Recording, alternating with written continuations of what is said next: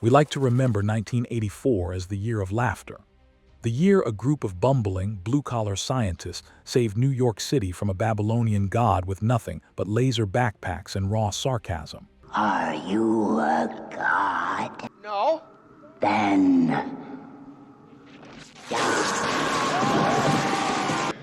When someone asks you if you're a god, you say yes! But behind the neon lights, the catchy theme song, and the millions of dollars in box office revenue lies a dark, frantic history. A history born from real-world family tragedy, crippling psychological obsession, and a production schedule so dangerously tight. It nearly destroyed the very men who built it. Today, we are peeling back the ectoplasmic layers of a cinematic masterpiece to uncover how absolute chaos somehow birthed a cultural phenomenon. Before we turn on the proton packs, make sure to hit that subscribe button and join the Cinema Decoded crew so you never miss another deep dive into film history. Fact 15. The paranormal DNA. To understand Ghostbusters, you have to understand that it wasn't conceived as a comedy fiction. It was written as a family legacy.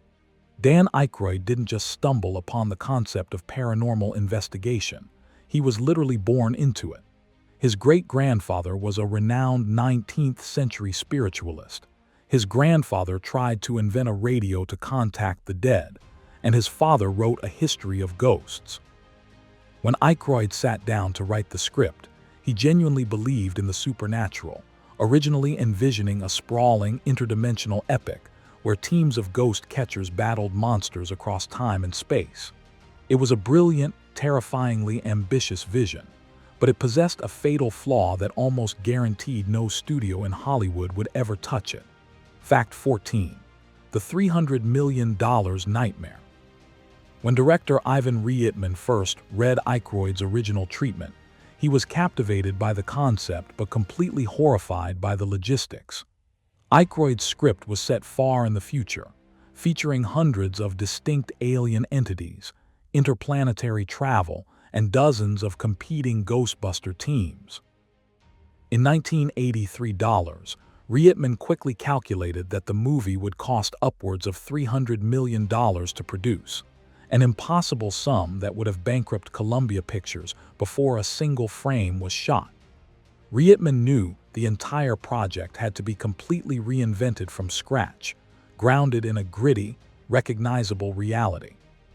But to rewrite an entire universe, Aykroyd needed a brilliant creative partner, a partner whose sudden, tragic absence decades later would permanently shatter the franchise. Fact 13. The Lost Ghostbuster. The character of Peter Venkman was never meant to be played by Bill Murray. Aykroyd wrote the role specifically and exclusively for his best friend and comedic partner, John Belushi. The dynamic was supposed to be the classic Blues Brothers energy transposed into paranormal science, Belushi as the manic, chaotic driving force, and Aykroyd as the grounded believer. But on March 5, 1982, while Aykroyd was in the middle of typing a line of dialogue for his friend, the phone rang with the devastating news that Belushi had tragically passed away. Grief-stricken, Aykroyd refused to let the dream die, later admitting that a specific, beloved character in the film was actually created to keep Belushi's spirit alive on set in a way no one expected. Fact 12. The Ghost of Blues City. While John Belushi couldn't star in the film, his presence heavily influenced the movie's most iconic spirit, Slimer. On set, the crew internally referred to the green, party animal entity as the ghost of John Belushi. Aykroyd and Ramis explicitly told the special effects team to model the creature's gluttonous, chaotic, and lovable personality directly after Belushi's infamous party persona. It was a cathartic, inside tribute to a lost brother, wrapping grief inside a layer of groundbreaking practical visual effects. But channeling that chaotic energy into the actual production came with a steep price, because the studio was about to force the filmmakers into a psychological pressure cooker. Fact 11. The impossible deadline. In May of 1983, Columbia Pictures greenlit Ghostbusters under one absolute, non-negotiable condition. It had to be in theaters by June of 1984. This gave Ivan Reitman exactly 13 months to rewrite the entire script, cast the movie, build massive New York sets from scratch, shoot the film, and construct over 200 complex visual effects shots. In the 1980s, a film of this scale typically required at least 2 full years of production. To hit the deadline, the crew had to begin filming using an incomplete script, essentially flying a multi-million-dollar aircraft while it was still being built in midair. They were running entirely on adrenaline and pure instinct, completely unaware that their desperation would lead to an illegal, rogue filming style that changed the streets of Manhattan forever. Fact 10. Guerrilla warfare in Manhattan. Because of that impossible 13-month deadline, the production simply didn't have the time, or the budget, to secure official city permits for every location. So, Ivan Reitman resorted to pure guerrilla filmmaking. On several occasions, the crew would literally pull the Ecto-1 up to a busy Manhattan curb. Bill Murray, Dan Aykroyd, and Harold Ramis would jump out in full gear, and they would shoot scenes right in the middle of real, unsuspecting crowds. In fact, that iconic scene where the Ghostbusters run out of a building and Murray yells at the crowd, those weren't extras. Those were real New Yorkers witnessing a highly illegal, unpermitted movie shoot in real time. But while the crew was playing fast and loose with city laws, their leading man was playing a psychological game of cat and mouse with the studio executives, one that nearly left the film without its biggest star. Fact 9. The ultimate Hollywood ransom. Bill Murray didn't actually want to make Ghostbusters. Following the death of John Belushi, he was in a dark place creatively and wanted to transition into serious, dramatic acting. Columbia Pictures was desperate for his comedic star power, so Murray handed them an ultimatum. He agreed to play Peter Venkman on one condition. Columbia had to entirely finance his passion project, a bleak, philosophical drama called The Razor's Edge. The studio agreed, secretly hoping Ghostbusters would pay for the inevitable losses of Murray's drama. Murray literally finished shooting his tragic masterpiece in Europe and flew directly to the Ghostbusters set the very next day, pivoting from profound existential grief to sci-fi comedy in less than 24 hours. Murray had secured his dream deal, but the filmmakers were about to realize they had neglected a massive legal oversight, one that threatened to erase the name Ghostbusters from history entirely. Fact 8. The identity crisis. Throughout almost the entire production, the movie wasn't legally allowed to be called Ghostbusters. In 1975, Universal and Filmation had produced a low-budget, live-action children's show titled The Ghostbusters, featuring a gorilla. Because they owned the trademark, Columbia Pictures refused to pay the astronomical fee to buy the rights until filming was nearly complete. This meant Ivan Reitman had to shoot alternative takes where the actors yelled "Ghost Smashers" or "Ghost Chasers," just in case the legal battle failed. It wasn't until the final weeks of post-production that Columbia finally blinked and paid the ransom, securing the title we know today. With the title secured, the pressure shifted back to the physical set, where a terrifying, invisible chemical hazard was quietly putting the entire cast's health at risk. Fact 7. The toxic marshmallow rain. When the Stay Puft Marshmallow Man explodes at the climax of the film, the script called for hundreds of pounds of marshmallow fluff to rain down on the actors and the streets of New York. Real marshmallow fluff was far too sticky and would have rotted under the hot studio lights, so the special effects team had to improvise. They mixed together a massive, industrial batch of shaving cream and toxic chemical adhesives. When the stunt went off, over 150 pounds of this chemical foam accidentally dropped directly onto actor William Atherton, who played the EPA agent Walter Peck. The weight of the toxic mixture was so immense it nearly flattened him, forcing the crew to abruptly halt production to ensure he hadn't suffered a spinal injury or chemical burns. Atherton survived the toxic deluge, But another actor on set was dealing with a much quieter, deeply frustrating corporate erasure that altered his entire career path. Fact 6. The erasure of Winston Zeddemore. In the original script, Winston Zeddemore wasn't a late addition to the team. He was an ex-Air Force demolitions expert with a Ph.D., and he was meant to be the smartest, most capable Ghostbuster in the entire group. The role was written specifically for Eddie Murphy, who eventually turned it down to make Beverly Hills Cop. When Ernie Hudson was cast, he was handed a script that still featured this massive leading role. However, just the night before filming began, Hudson received a heavily revised script. The studio had systematically stripped Winston of his elaborate backstory, his advanced degrees, and more than half of his dialogue, reducing him to a blue-collar bystander who just needed a paycheck. Ernie Hudson still delivered an iconic, timeless performance despite the studio's interference, proving that the magic of this film was something even Hollywood executives couldn't destroy.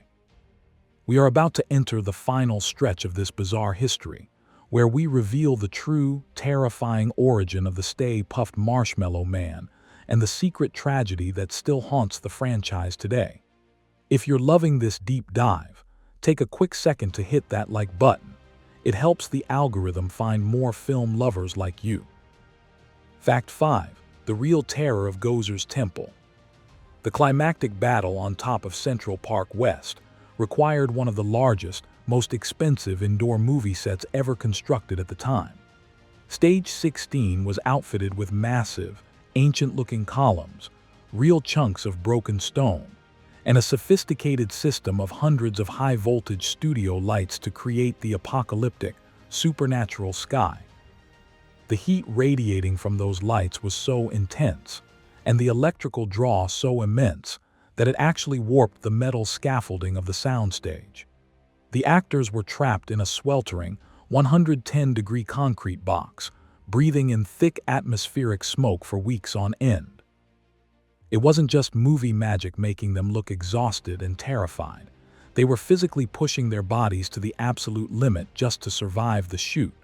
But while the actors sweated through hell, a group of real-world federal officials were threatening to shut down the entire production over a plot point that hit dangerously close to home. Fact 4. The EPA's real-world revenge.